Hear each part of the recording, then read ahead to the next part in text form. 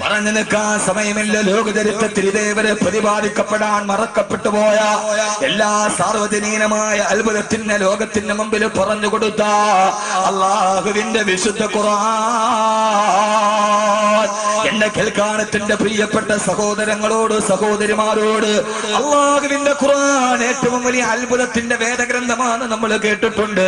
അതിന്റെ പ്രധാനപ്പെട്ട തെളിവേടെന്നറിയോ? അത് 21ാം നൂറ്റാണ്ടെത്തിയിട്ടും ഖുർആൻ വെല്ലുവിളിച്ചൊരായത്തിന് പകരം ഒരായത്ത് കൊണ്ടുവരാൻ സാധിക്കാത്തത് മാത്രമല്ല, അള്ളാഹുവിന്റെ ഖുർആനിന്റെ അമാനുഷികത ഏതെന്നറിയോ? നമുക്കെല്ലാവർക്കും അറിയുന്ന, നിത്യമായി നമ്മൾ പാരായണം ചെയ്യുന്ന ഒരു സൂറത്തിനെ കുറിച്ച് ചിന്തിച്ചാൽ മതി. അള്ളാഹുവിന്റെ ഖുർആൻ ഏതെന്നറിയാൻ ആദരവായ പ്രവാചകൻ നബി മുഹമ്മദ് മുസ്തഫ. ഉറക്കെ ചിന്തിക്കണേ. ആദരവായ പ്രവാചകൻ നബി മുഹമ്മദ് മുസ്തഫ സല്ലല്ലാഹു അലൈഹി വസല്ലം ജബൽ അബൂ ഖുബൈസിന്റെ മുകൾ ഭാഗത്ത് കയറി നിന്നിട്ട് മക്കാ ഖുറൈശികളോട് പറഞ്ഞുവല്ലോ, മക്കക്കാരെ, നിങ്ങൾ ഏകനായ അല്ലാഹുവിൽ വിശ്വസിക്കുക. ആ സമയത്ത് പ്രവാചകന് നേരെ അബൂലഹബ് എന്ന എതിരാളി ശപിച്ച വാക്കാണ് തബ്ബല്ലക യാ മുഹമ്മദ്. ഓ മുഹമ്മദ്, നിന്റെ രണ്ട് കൈകളും നശിച്ചു പോകട്ടെ മുഹമ്മദ് സല്ലല്ലാഹു അലൈഹി വസല്ലം. അബൂലഹബിനെ വിമർശിച്ചുകൊണ്ട് ഖുർആനിൽ ആയത്തിറങ്ങി. തബ്ബത് യദാ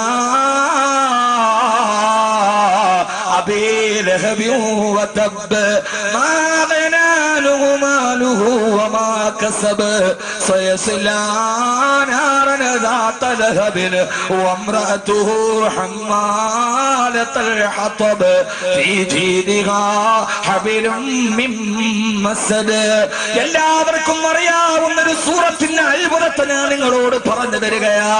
തബ്ബത് യദാ അബീ ലഹബിൻ വതബ്.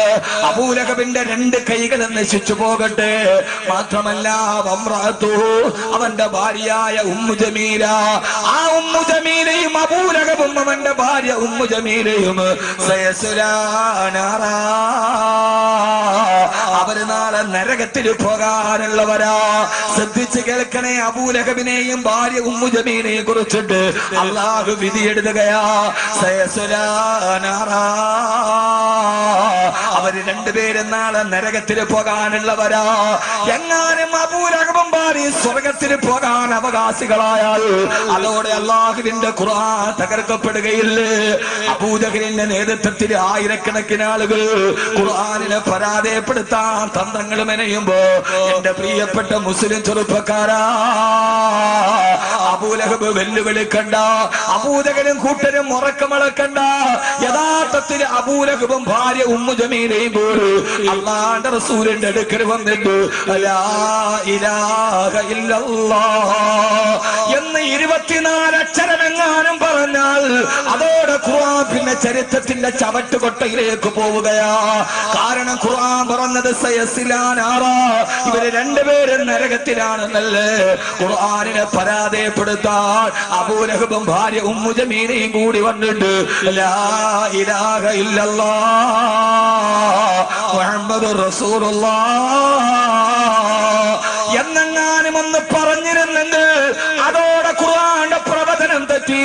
അവര് രണ്ടുപേര് സ്വർഗത്തിന്റെ അവകാശികളായി. ഖുർആൻ പറഞ്ഞതോ സയസ്ലാ നാറാ.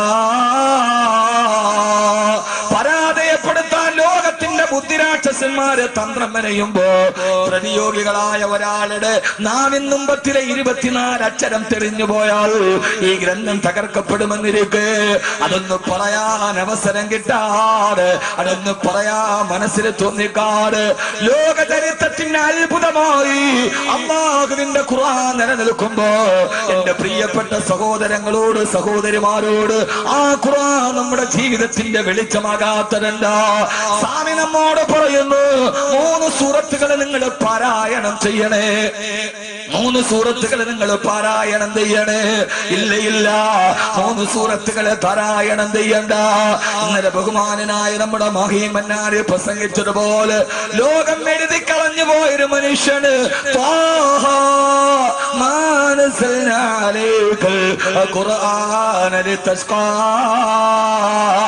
എന്ന 2 ആയത്ത് കേട്ടപ്പോ ആ ആയത്ത് കൊണ്ട് ഇസ്ലാമിലേക്ക് കടന്നു വന്നാൽ ഈ ലോകത്തിന്റെ മുമ്പിൽ എല്ലാം തകർന്നു പോയ ലോകത്തിന് മുമ്പിൽ, എല്ലാം പടച്ചുപോയ ലോകത്തിന് മുമ്പിൽ എല്ലാം ജീവിതമാണ് വലുതെന്ന് കരുതിയ, ജീവിതമാണ് വലുതെന്ന് കരുതിയ, ആരടി മണ്ണിലേക്ക് നാളെ പോയി കിടക്കണമെന്ന ബോധമില്ലാതെ ജീവിതത്തിന്റെ അടുക്കുചാലുകളിലൂടെ നടന്നുപോയ മാനവലോകത്തിന് ഏറ്റവും വലിയ വഴികാട്ടിയായി മാറിയ, 6-ാം നൂറ്റാണ്ടിന്റെ ഇൻസ്പിറേഷനായി മാറിയ, 6-ാം നൂറ്റാണ്ടിന്റെ ഇൻസ്പിറേഷനായി മാറിയ അല്ലാഹുവിന്റെ വിശുദ്ധ ഖുർആൻ, ആദരവായ പ്രവാചകൻ നബി മുഹമ്മദ് മുസ്തഫ, ഉറക്കെ ആദരവായ പ്രവാചകൻ നബി മുഹമ്മദ് മുസ്തഫ സല്ലല്ലാഹു അലൈഹി വസല്ലം ഒരു ദിവസം പറഞ്ഞു കൊടുത്തതാ, ഇന്ന ഹാദിഹിൽ ഖുലൂബ തസ്ദഉ, ഈ ഹൃദയത്തിന് തുരുമ്പ് പിടിക്കും, ഈ ഹൃദയം എപ്പോഴും തുരുമ്പ് പിടിക്കും, കമാ തസ്ദഉൽ ഹദീദ്, ഇരുമ്പ് തുരുമ്പ് പിടിക്കുന്നത് പോലെ ഈ ദുനിയാവിൽ ജീവിക്കുന്ന നമ്മുടെ ഹൃദയത്തിന് തുരുമ്പ് പിടിക്കും. ആ തുരുമ്പ് പിടിക്കുമ്പോ സഹാബത്ത് ചോദിച്ചു, നബിയേ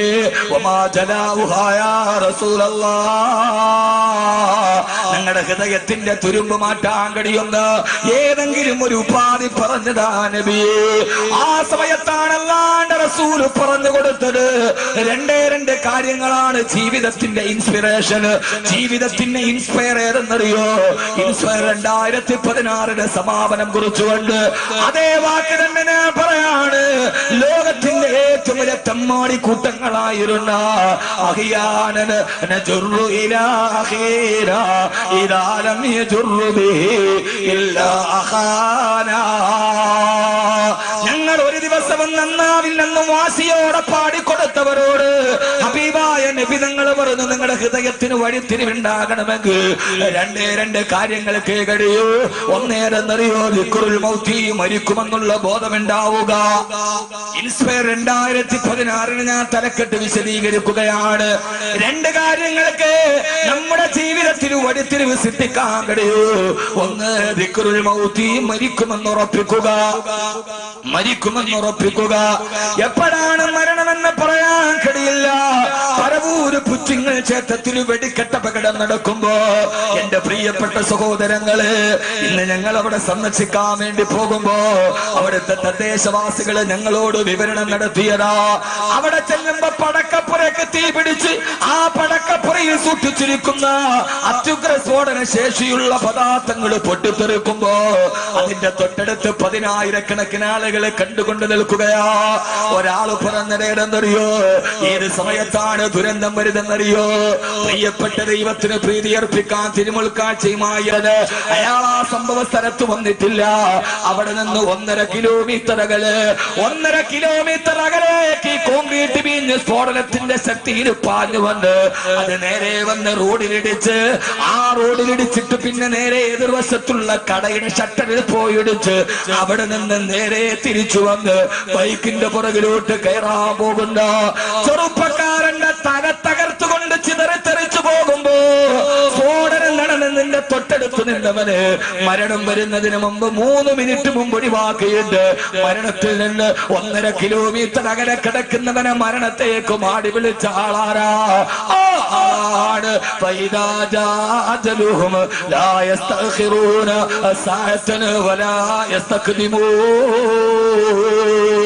മരണം വരണമെന്ന് പടച്ചറപ്പ് തീരുമാനിച്ചു കഴിഞ്ഞാൽ ഒരു നിമിഷം പോലും പിന്തുകയില്ല, ഒരു നിമിഷം പോലും മുന്തുകയുമില്ല. ഏത് സമയത്തും മരണം നിന്റെ അടുക്കലോട്ട് കടന്നു വരുമ്പോ എന്റെ പ്രിയപ്പെട്ട സഹോദരങ്ങളോട് എനിക്ക് പറയാനുള്ളത്, ഞാൻ പരവൂര് വെടിക്കെട്ട അപകടം പറഞ്ഞിട്ട് നിങ്ങളുടെ ഹൃദയത്തെ പിടിച്ചു കുലുക്കുകയല്ല, നിങ്ങളെ മരണത്തെ കുറിച്ച് പേടിപ്പിക്കുകയല്ല. അപകടത്തിൽ മരിച്ച് അപകടത്തിൽ പരിക്കേറ്റ് കിടക്കുന്നവരുണ്ട്, അല്ലാഹു ശിഫ കൊടുക്കട്ടെ. വേദന കൊണ്ട് നിലവിളിക്കുന്നവന്റെ ജാതി നോക്കുന്നവൻ മനുഷ്യനല്ല. അവിടെ എന്ത് ജാതിയാണുള്ളത്, അവിടെ എന്ത് വർഗമാണുള്ളത്, അവിടെ എന്ത് ഭാഷയാണുള്ളത്? പക്ഷേ ഞാൻ നിങ്ങളോട് പറയാ, എന്റെ പ്രിയപ്പെട്ട കരളിന്റെ കഷണമായ പ്രിയപ്പെട്ട ചെറുപ്പക്കാരോട്, ഏത് സമയത്തും മരണം ഇങ്ങനെ നമ്മുടെ കൺമുമ്പിൽ ജ്വലിച്ചു നിൽക്കുമ്പോ എപ്പോഴാണ് മരണം വരുന്നതെന്ന് പറയാതെ കടന്നു വരുമ്പോ, മരണമേ നീ എന്നെ മാടി വിളിക്കുന്നു, ഒരു കാമുകിയായി ഞാൻ നിന്നിലലിയുന്നു. മരണമേ നീ എത്ര സുന്ദരിയാണെന്നോ, വിരൂപനാമെന്നെ നീ എന്തിന് മോഹിച്ചു. മരണമേ നീ എന്നെ മാടി വിളിക്കുന്നുവോ, നീ എന്റെ ജീവിതത്തിലേക്ക് പടന്നു കയറുണ്ടോ?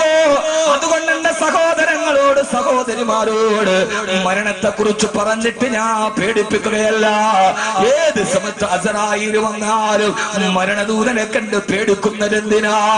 മരണദൂതനെ ഏറ്റവും വലിയ കാമുകനാക്കി മാറ്റാൻ പ്രണയമെന്ന 3 അക്ഷരത്തെ കാമമെന്ന 2 അക്ഷരവുമായി കൂട്ടിച്ചേർത്ത് പ്രണയമാണെല്ലാം വലുതെന്ന് കരുതുന്ന ആധുനിക ന്യൂ ജനറേഷൻ ചെറുപ്പക്കാരോട്, ആധുനിക ന്യൂ ജനറേഷനോടാണ് പറയാ, പുതിയ ലോകത്തിന് ലോകമിട്ട് കൊടുത്ത പേരാണ് ന്യൂ ജനറേഷൻ, പുതുതലമുറ.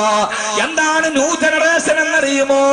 അണുകുടുംബത്തിൽ ജനിച്ചിട്ട് ആധുനിക രാസവള നിർമ്മാണശാലയിലെ ഉപോൽപ്പന്നം പോലെ ബ്രോയിലർ കോഴിയെ പോലെ തിന്നുതടിച്ച് KFCയും കെൻഡക്കിയും ബർഗറും മാത്രം തിന്നുപടിച്ച് രാവിലെ എഴുന്നേറ്റാലുടനെ മൊബൈൽ ഡാറ്റയുടെ ബാലൻസിന്റെ GB നോക്കിയിട്ട് 1 GB താഴെയാണെങ്കിൽ ആശങ്കയോടെ നടന്ന് പാതിരാ സമയമാകുമ്പോ ആരാണ്ടം മടിക്കുത്തിന് പിടിച്ചിട്ടാണെങ്കിലും മൊബൈൽ ഡാറ്റ ചാർജ് ചെയ്ത് പാതിരാത്രിയുടെ നിശബ്ദതയിൽ ലോകം തലയിണയിലെ കമിഴ്ന്ന് കിടന്നുറങ്ങുമ്പോ ലോകത്തിന്റെ അശ്ലീലതകളും അസ്വാരസ്യങ്ങളും എന്റെ കിടപ്പുമുറിയുടെ 4 ഇഞ്ചിലേക്ക് കൊണ്ടുവന്ന് എല്ലാം കണ്ടും കൊണ്ടും അനുഭവിച്ചും അവസാനം തളർന്ന് വിരിച്ചു വെച്ചിരിക്കുന്ന ലാപ്ടോപ്പിന്റെ ഡെസ്ക്ടോപ്പിലേക്ക് തല കുനിച്ചു വെച്ച് മയങ്ങിക്കിടന്നുറങ്ങുന്ന വർഷങ്ങളായി സുബഹിന്റെ ബാങ്ക് ചെവിയിൽ കേൾക്കാത്ത മധ്യാഹ്നത്തിലുയരുന്ന എന്റെ പ്രിയപ്പെട്ട പുതുതലമുറയോട് ഏറ്റവും വലിയ പരീക്ഷിക്കേണ്ട കാമുകനാരെന്നറിയോ?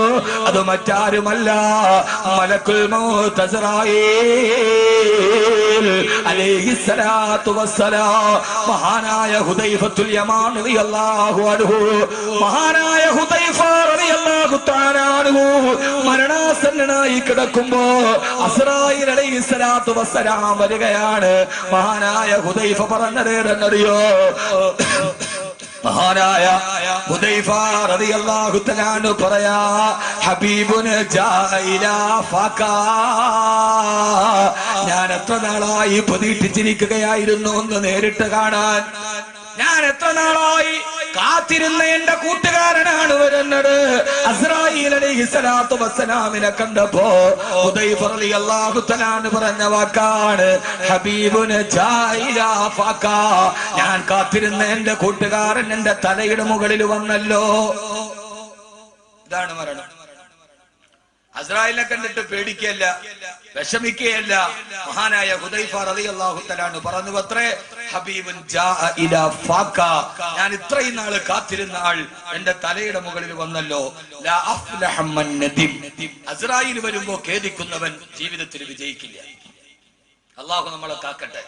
നമുക്ക് മരണമെന്ന് പറഞ്ഞാൽ പേടിയാ, അസ്റായീൽ വരുന്നു എന്ന് പറഞ്ഞാൽ പേടിയാ. പക്ഷെ അവരങ്ങനെയല്ല. ജീവിതത്തിൽ ഖുർആൻ അവരുടെ ഹൃദയത്തിൽ സ്വാധീനം ചെലുത്തിയപ്പോ അവർ ജീവിതത്തെക്കാൾ മരണത്തെ പ്രതീക്ഷിച്ചു നിന്നു. എന്നിട്ട് അസ്റായീൽ അലൈഹിസ്സലാത്തു വസ്സലാമിനെ അവര് പറഞ്ഞു, ഹബീബുൻ ജാഅ ഇലാ ഫാക്കാ. ഞാൻ എന്റെ ജീവിതത്തിൽ കാണാൻ കൊതിച്ചു നിന്ന, എത്ര നാളായിട്ടൊന്ന് കൊതിക്കായിരുന്നു അസ്റായീലെ കാണാൻ. എന്റെ ഹൃദയത്തിൽ ചിന്ത മുഴുവനും നിന്നെ കുറിച്ചായിരുന്നല്ലോ. നീ ഇപ്പോഴാണല്ലോ വന്നത്. ഭാര്യയോട് പറഞ്ഞു, വാതിൽ തുറന്നുകൊണ്ട് ഹബീബ്, എന്റെ ഹബീബ് വരുന്നു. അള്ളാഹു നമുക്ക് മരണത്തെ അങ്ങനെ സ്വീകരിക്കാൻ തൗഫീഖ് നൽകട്ടെ. ഏതായാലും മരിക്കും എന്നുള്ള കാര്യം ഉറപ്പാ. മരിക്കില്ല എന്ന് പറയുന്ന ഒരാളും ലോകത്തുണ്ടാവില്ല. മരിക്കും എന്നുള്ള കാര്യം ഏതായാലും ഉറപ്പാ. അപ്പൊ പിന്നെ നമുക്ക് ഉറപ്പാക്കേണ്ട കാര്യം എന്താ? മരിക്കുന്ന സമയത്ത് സന്തോഷത്തോടെ മരിക്കാൻ കഴിയാ. ഈ ഒരു ചിന്തയുണ്ടായാൽ ഹൃദയത്തിന്റെ ഈ പൂട്ടുകൾ മുഴുവനും തുറക്കപ്പെടും. അള്ളാഹു മരിക്കുമ്പോൾ നല്ലവനായി മരിക്കാൻ അള്ളാഹു തൗഫീഖ് നൽകട്ടെ. ആമീൻ പറ മനുഷ്യന്മാരെ. ഒരാൾക്കും മരിക്കും ഉറപ്പുണ്ടെങ്കിൽ, നാളെ പള്ളിക്കാട്ടിൽ മലന്ന് കിടക്കും എന്ന് ഉറപ്പുണ്ടെങ്കിൽ 4 കാര്യങ്ങൾ അവന്റെ ജീവിതത്തിൽ വർദ്ധിപ്പിച്ചിരിക്കണം. എത്ര കാര്യം? 4 കാര്യം. 4 കാര്യം ജീവിതത്തിൽ പാടെ ഒഴിവാക്കുകയും ചെയ്യും. നാളെ മരിക്കും ഉറപ്പുണ്ടെങ്കിൽ, ഇനി അതൊന്നും ഇല്ല, ഞാൻ കഴിക്കണ മരുന്നുകൊണ്ട് അവസാനം വരെ പോകുമെന്നാണ് ഉറപ്പെങ്കിൽ പിന്നെ ചെയ്തിട്ടും പറഞ്ഞിട്ട് കാര്യമില്ല. നാളെ മരിക്കും. 6 അടി മണ്ണിൽ എന്നെ അടക്കും. എന്റെ മാതാപിതാക്കൾ എന്നേക്കാൾ മുമ്പിലൂടെ പോയവർ അവരുടെ മുമ്പിലൂടെ പോയെടുത്ത് ഞാനും കാരാളികോണത്തെ പള്ളിയുടെ ഖബർ ഒരു ദിവസം എനിക്ക് വേണ്ടി കുഴിക്കപ്പെടും, ഞാൻ അവിടെ അടക്കപ്പെടും എന്ന് ഹൃദയത്തിൽ ഉറപ്പുണ്ടെങ്കിൽ 4 കാര്യങ്ങൾ പൂർണ്ണമായി വർദ്ധിപ്പിച്ചിരിക്കും. അല്ലാഹു തൗഫീഖ് നൽകട്ടെ. ഒന്നാമീൻ പറയാ. ഉറക്കം വരുന്നുണ്ടോ? ഉറക്കം വരണോ മാലിജി? ഉണ്ടോ? ഇല്ലല്ല. 10:30 11:30 ആകുമ്പോൾ നമ്മൾ പിരിയും. അള്ളാഹു സ്വീകരിക്കുമാറാകട്ടെ. കാരണം സാധാരണ നമ്മൾ അസ്രായിലിനെ പറഞ്ഞ് പേടിപ്പിക്കുക ചെയ്യുക. ഞാൻ ഇവിടെ പേടിപ്പിക്കുകയല്ല, നമ്മൾ സുഖിപ്പിക്കുകയാണ്. അസ്രായിൽ അലൈഹി സ്വലാത്തു വസ്സലാമിനെ ഒരു കാമുകനെ പോലെ കണ്ടു. ഞാൻ എത്ര നാളായിട്ട് കാത്തിരിക്കുക, എന്താ ഇതുവരെ വരാത്തത്? കാരണം അവർ അതിനുവേണ്ടി ഒരുങ്ങിയിരുന്നു. നമ്മളോ മരണത്തിനു വേണ്ടി ഒരുങ്ങുക എന്നതാണ് മരണത്തെ കുറിച്ചുള്ള ഏറ്റവും വലിയ സ്മരണം. അല്ല നമ്മളിങ്ങനെ നീ മരിക്കും കേട്ടോ, ഞാൻ മരിക്കും കേട്ടോ, ഒരു നാൾ നീയും പൂക്കൂട്ടോ എന്ന് വെറുതെ പറയലല്ല. എപ്പ വന്നാലും ഏത് സമയത്താണ് വരുന്നതെന്ന് അറിയില്ല. എപ്പ വന്നാലും പോകാൻ റെഡിയായിട്ടിരിക്കുക. ഞാൻ ഇപ്പൊ എന്നെ വന്ന് വിളിച്ചാൽ പോകാൻ റെഡിയാണ്. മഹാനായ സയ്യിദുനാ അബൂബക്കർ സിദ്ദീഖ് റളിയല്ലാഹു തആല, മഹാനായ സയ്യിദുനാ അബൂബക്കർ സിദ്ദീഖ്. ഇങ്ങനെ സലാത്ത് പറഞ്ഞാൽ ഞാൻ അത് പറയില്ല. ആള് കുറവോ കൂടുതലോ എന്നൊരു വിഷയമല്ല. നമുക്ക് നമ്മുടെ നാട്ടിൽ വാങ്ങു പറയാം എത്ര പേര് വേണം. ആദരവായ പ്രവാചകൻ നബി മുഹമ്മദ് മുസ്തഫ, പോരാ ഹബീബായ നബി മുഹമ്മദ് മുസ്തഫ,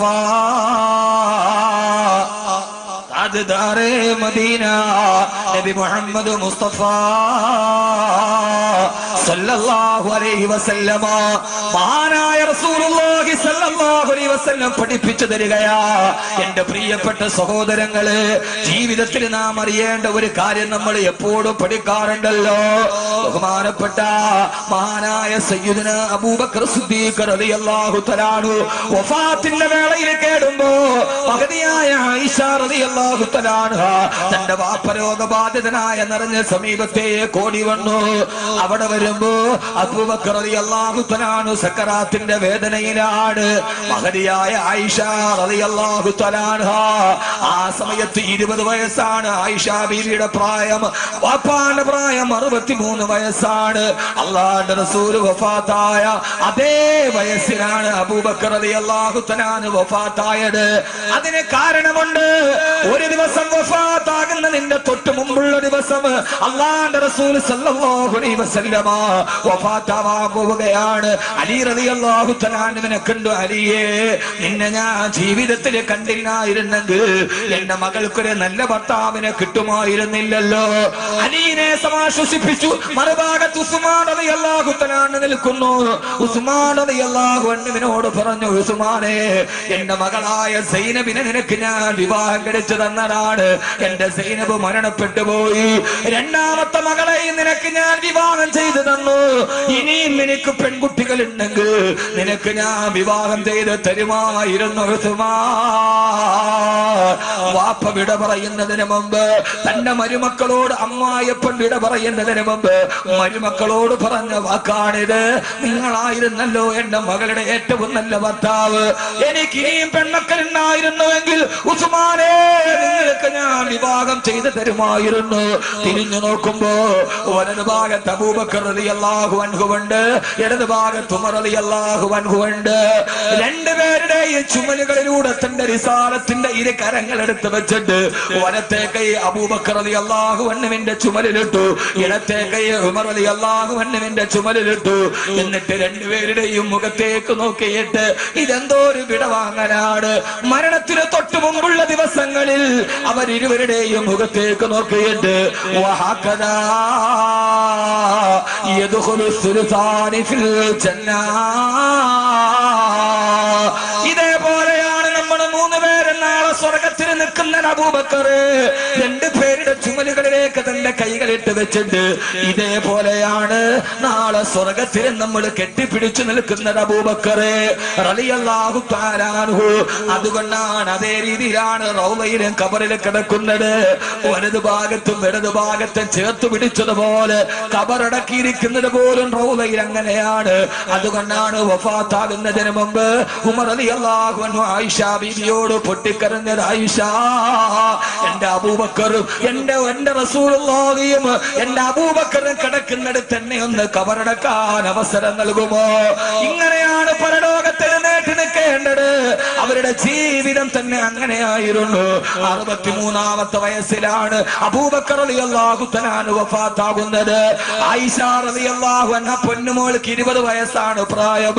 കൊച്ചു പ്രായത്തിലെ വാപ്പ പോയെന്ന് പറഞ്ഞ് പൊട്ടിക്കരയുന്ന പെങ്ങളെ, 20 വയസ്സുകാരി ആയിഷ ബീവി തന്റെ വാപ്പ സക്കറാത്തിന്റെ വേദനയിൽ കിടന്ന് പിടയുമ്പോ 20 വയസ്സുകാരി പെണ്ണെ ലലനാമണി ആയിഷ റളിയല്ലാഹു അൻഹ വാപ്പാന്റെ അടുക്കൽ വന്നിട്ട് പറഞ്ഞു, വാപ്പാ, എന്റെ വാപ്പ മരണപ്പെട്ടു പോയാൽ എന്റെ വാപ്പയ്ക്ക് പകരം വെക്കാൻ ഇനി ഒരാൾ ലോകത്തില്ലല്ലോ വാപ്പാ, എന്റെ വാപ്പക്ക് പകരം വെക്കാൻ ഇനി ഒരാൾ ലോകത്തില്ലല്ലോ.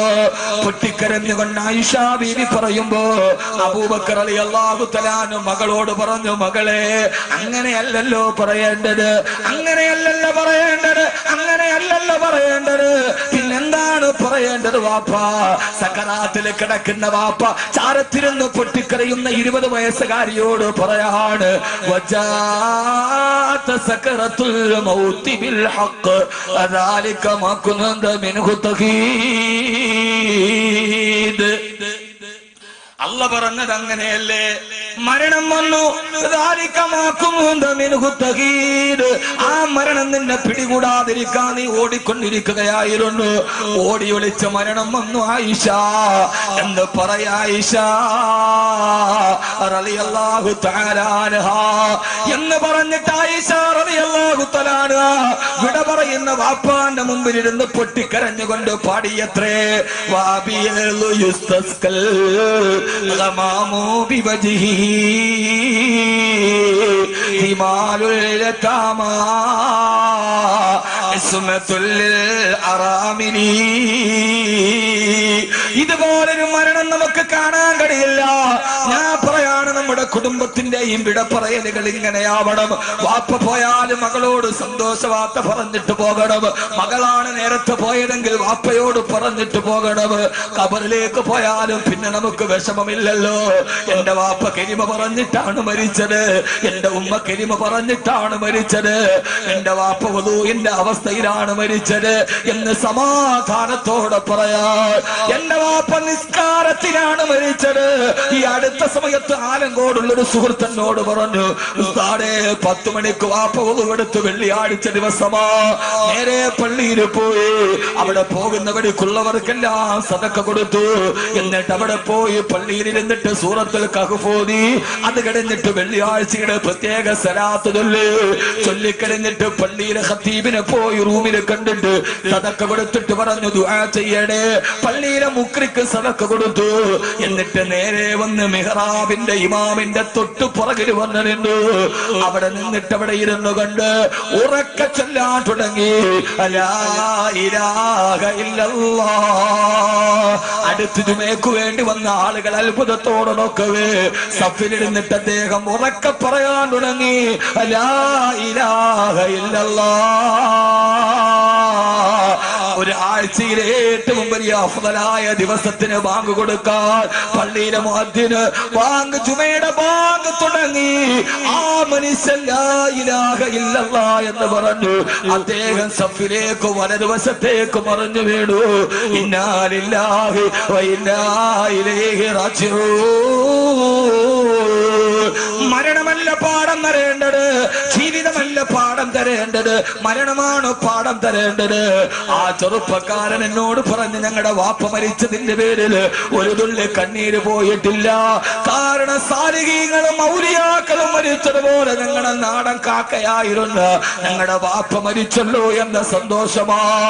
എന്റെ പ്രിയപ്പെട്ട സഹോദരങ്ങളെ, സഹോദരിമാരെ, ഒന്നിച്ചൊരു വീട്ടിൽ കെട്ടിപ്പിടിച്ച് കിടന്നുറങ്ങി മക്കളുമായി താമസിച്ച് ഒരു ദിവസം അസ്രായീൽ ആരും അറിയാത്തവനെ പോലെ കടന്നു വന്ന് നമ്മളിൽ ഒരാൾ, അത് നമ്മുടെ ഭാര്യയായിരിക്കാം, അത് നമ്മുടെ ഭർത്താവായിരിക്കാം, കെട്ടിപ്പിടിച്ച് നമ്മുടെ മുത്തി വളർത്തിയ നമ്മുടെ മക്കളായിരിക്കാം, ലാ ഇലാഹ ഇല്ലല്ലാഹ് എന്ന് വിളിച്ചിട്ട് പള്ളിയുടെ മുമ്പിലൂടെ റോഡിലേക്ക് വരുമ്പോ 6 അടി മണ്ണിലേക്ക് അവസാനിച്ചിട്ട് വിട്ട് തിരിച്ചു പോകുമ്പോ വീട്ടിലിരിക്കുന്ന നമുക്ക് പള്ളിക്കാറ്റിനടക്കപ്പെട്ടവന്റെ കഥയറിയാതെ വീട്ടിലിരുന്ന് കരയുമ്പോ ആ സമയത്ത് ആശ്വസിക്കാനുള്ളതെന്താ? ഏറ്റവും നല്ല മരണമാണ് എന്റെ പിതാവിന് കിട്ടിയത്, ഏറ്റവും നല്ല മരണമാണ് എന്റെ ഭാര്യക്ക് കിട്ടിയത്, ഏറ്റവും നല്ല മരണമാണ് എന്റെ പൊന്നുമോന് കിട്ടിയത്. ആയിഷ റളിയല്ലാഹു തആല വാപ്പാന്റെ ചാരത്ത് നിന്ന് പാടാൻ തുടങ്ങി. വാപ്പാ വാപിയലു യുസ്തസ്കൽ ഗമാമു ബിവജ്ഹിഹി റിമാലുൽ യതാമാ ഇസ്മത്തുൽ അറാമിലി. വാപ്പാ നിങ്ങളെ തവസ്സുലാക്കി ദുആ ചെയ്തപ്പോഴാണല്ലോ മഴയാകാശത്ത് പെയ്തത്. ഹിമാലുൽ യതാമാ നിങ്ങൾ അനാഥകളുടെ സംരക്ഷകനായിരുന്നുവല്ലോ. ഇസ്മത്തുൽ അറാമിലി പാവപ്പെട്ട വിധവകളെ നിങ്ങളെ സംരക്ഷിച്ചിരുന്നുവല്ലോ എന്ന് പാടിയപ്പോ ഹബീബായ റസൂലുള്ളാഹിയുടെ കൂട്ടുകാരൻ അവിടെ കിടന്ന് പറഞ്ഞു, മോളെ അതെന്നെ കുറിച്ച് പറയേണ്ടതല്ല, അദാക റസൂലുള്ളാഹ്,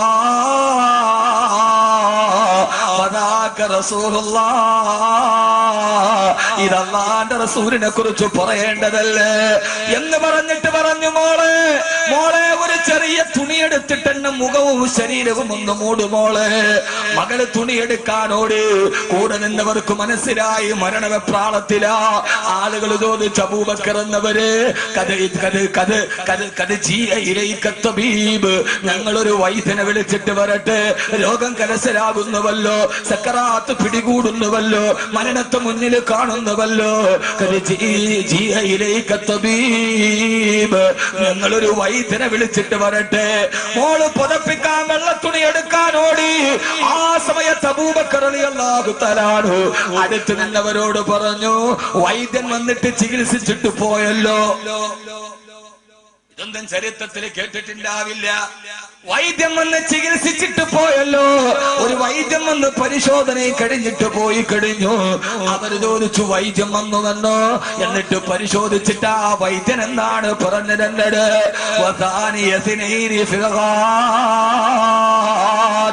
ഗുഹയിലെ രണ്ടാമത്തെ കൂട്ടുകാരന്റെ ആക്കിവത്താണിത്. അബൂബക്കർ റളിയല്ലാഹു അൻഹു പറഞ്ഞു, വൈദ്യം വന്ന് എന്നെ പരിശോധിച്ചിട്ട് എന്നോട് പറഞ്ഞു അത്രേ, ഇന്നി ഫആലുന ലിമാ ഉരീദ്, ഇന്നി ഫആലുന ലിമാ ഉരീദ്.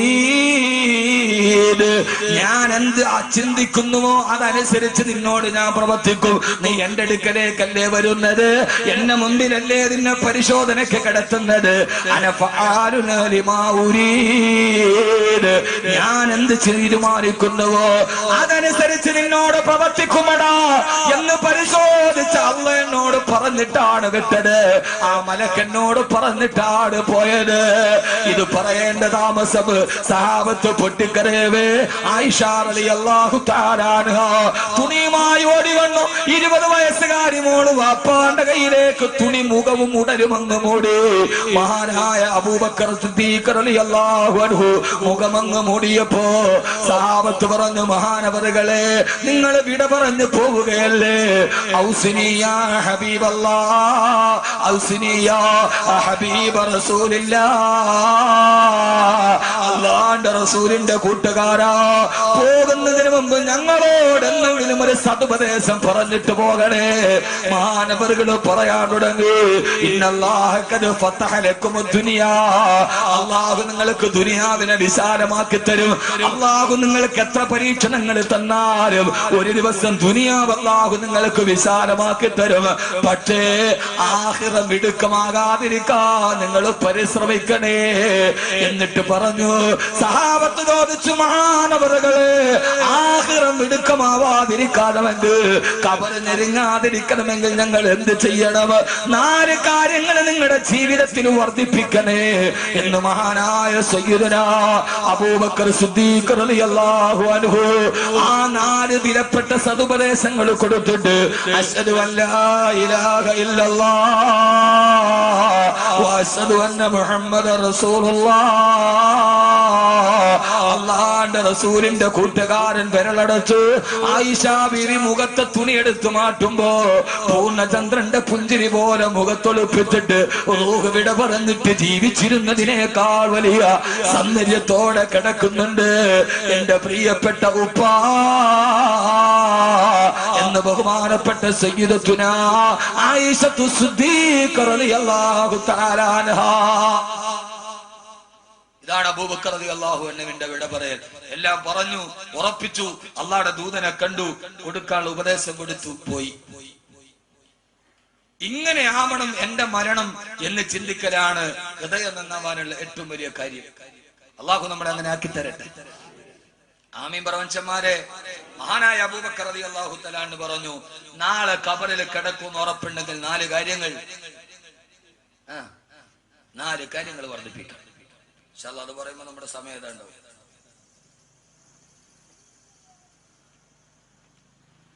എന്താണ് 4 കാര്യങ്ങൾ?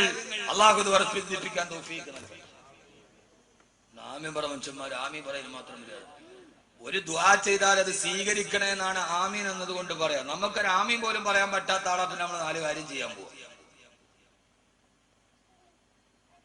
നമുക്കെല്ലാം ഉണ്ട്, വേഷമുണ്ട്, ഭാഷയുണ്ട്, എല്ലാം ഉണ്ട്. എന്നാൽ എന്തൊരു കുഴപ്പമുണ്ട്, ഹൃദയത്തിന് ഇതില്ലതാണ്. അതാണ് പ്രശ്നം.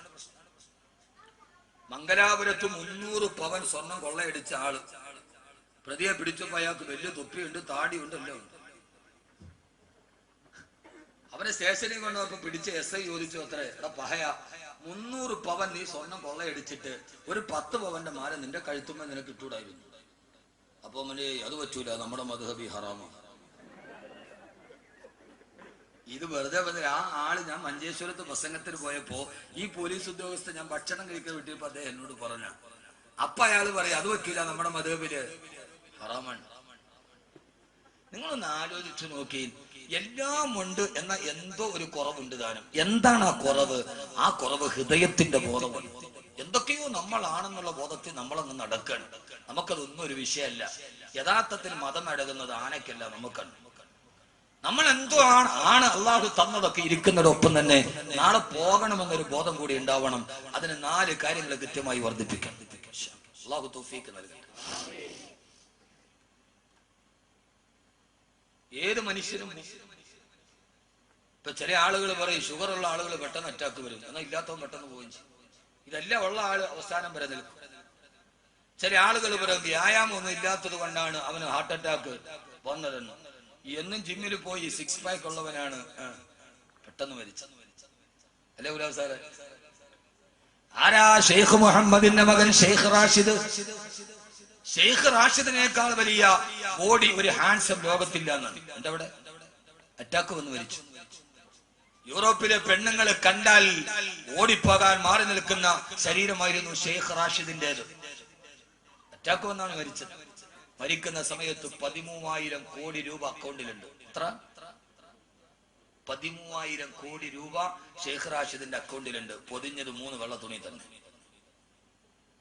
4മതൊരു വെള്ളത്തുണി ദുബൈ ഷെയ്ഖ് മുഹമ്മദ് എന്ന് പറഞ്ഞ ലോകരാഷ്ട്ര തലവന്മാര് കിടുകിട പറക്കുന്ന കൊട്ടാരമാണ് ഷെയ്ഖ് റാഷിദിന്റെ സബീൽ പാലസ്. അവിടെ കേറിയ കാര് പറക്കും. അതാണ് ഷെയ്ഖ് മുഹമ്മദ്.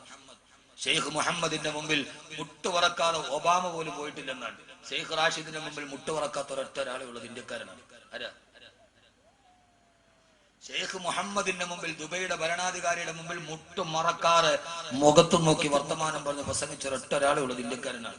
അല്ലാമ അബുൽ ഹസൻ അലി അന്നദവി. അള്ളാഹു അദ്ദേഹത്തിന്റെ ഖബറിടം വിശാലമാക്കി കൊടുക്കട്ടെ. അറബ് രാഷ്ട്ര തലവന്മാരുടെ നേരെ കൈ ചൂണ്ടിയിട്ട് പറഞ്ഞു, അള്ളാന്റെ റസൂലിന്റെ നാട്ടിൽ ജനിച്ചു എന്നല്ലാതെ നിങ്ങൾക്ക് വേറൊരു പവിത്രത അള്ളാഹുടെ മുമ്പിൽ ഉണ്ടാവില്ല.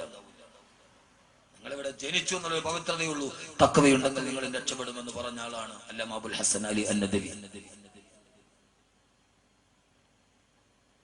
ആ മനുഷ്യനും മരിച്ചുപോയത് ലോകത്തിലെ 1ാമത്തെ ഹാൻസമാണ് ഷെയ്ഖ് റാഷിദ്.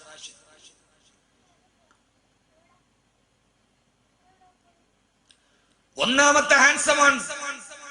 ഏഷ്യാഡ് ഒളിമ്പിക്സിലെ കുതിരപ്പന്തയത്തിൽ 1ാം സമ്മാനം നേടിയാൽ പക്ഷേ മരണമെന്ന കുതിരയെ പിടിച്ചു കിട്ടാൻ മനുഷ്യന് കഴിഞ്ഞില്ല.